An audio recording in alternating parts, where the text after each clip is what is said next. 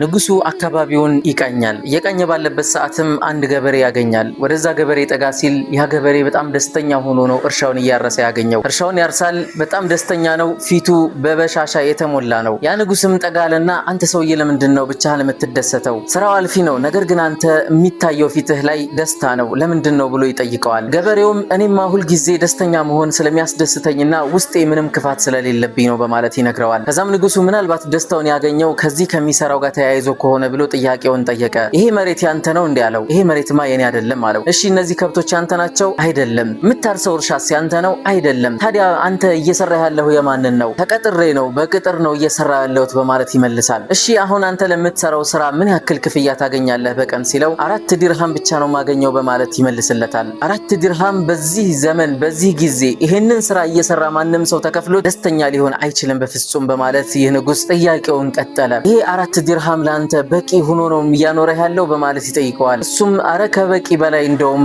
አለው። ይህን ሁሉ ሲያወሩም ንጉስ እንደሆነ አያውቅም ነበረ። ከዛም እንዴት ነው በዚህ በ4 ዲርሃም ብቻ እየኖርክ ያለው እስኪ ንገረኝ በማለት ሲጠይቀው ይህ ገበሬ እንዲህ አለ። አንዷን ዲርሃም የምጠቀማት ለቀለብ ነው፣ ሁለተኛዋን ዲርሃም የምጠቀማት ደግሞ ለነበረብኝ ብድር ነው፣ ሶስተኛዋን ዲርሃም ደግሞ የምጠቀማት ወደፊት ለሚከፍሉኝ ሰዎች እያበደርኩኝ ነው፣ አራተኛዋን ዲርሃም ደግሞ የምጠቀማት ለአላህ Subhanahu Wa Ta'ala ነው በማለት ይመልስለታል። ንጉሱ በጣም ተገረመ። እንዴት ነው እነዚህን ነገሮች አብቃቅተህ እየኖርክ ያለኸው? እንዲሁም ደግሞ አንተ እንዴት ነው እዳ ኑሮብህ እየከፈልክ ባለህበት ሰዓት ላይ ለሌላ ሰው እዳ የምትሰጠው አንተ እዳ እንዲኖርባቸው የምታደርገው በማለት ሲጠይቀው እሱም እያንዳንዱን በዝርዝር ሊያስረዳው ፈለገ። ከዛም እንዲህ አለው፣ መጀመሪያዋ ዲርሃም ለኔና ለሚስቴ በቂ ናት፣ እንበላለን፣ እንጠጣለን፣ እናድራለን በማለት ይመልስለታል። ሁለተኛው ዲርሃም ደግሞ በፊት ለነበረብኝ እዳ የምከፍለው እናት ለአባቶቼ ነው፣ በፊት እነሱ ያሳደጉኝ በእዳ መንገድ ነው። ስለዚህ አሁን እኔ ያንን እዳ እየመለስኩላቸው ነው። እነሱም በጣም ሽማግሌዎች አሮጊቶች ስለሆኑ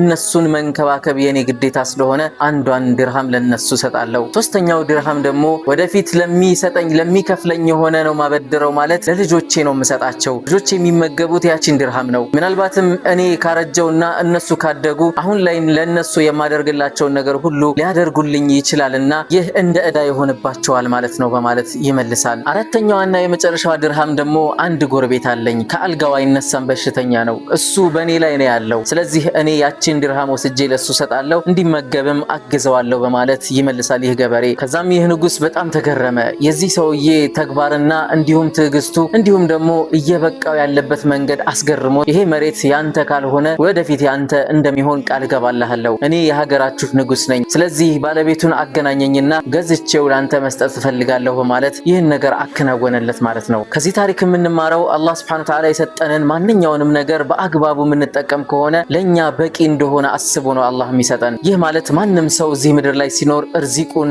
ይዞ ነው የሚኖረው። ከርዚቁ ውጪ ምንም ነገር ሊያገኝ አይችልም። እንዲሁም ተርቦ የሚሞትም አይኖርም አላህ ከቀደረበት ሰው ውጪ ማለት ነው። የምናገኛቸው ነገሮች ሁሉ ለኛ ብቻ እንዲሆኑ አስበን የምናደርግ ከሆነ ተሳስተናል። ከምናገኛቸው ነገሮች ለአላህ Subhanahu Wa Ta'ala መስጠት እንዲሁም ለድሃዎች መስጠትና እንዲሁም ለቤተሰቦቻችን ስንሰጥ ለአላህ ብለን መስጠታችንን እንዳንዘነጋ ለማለት ነው። የዛሬው መልእክቴ ሰላሙ አለይኩም ወራህመቱላሂ ወበረካቱ።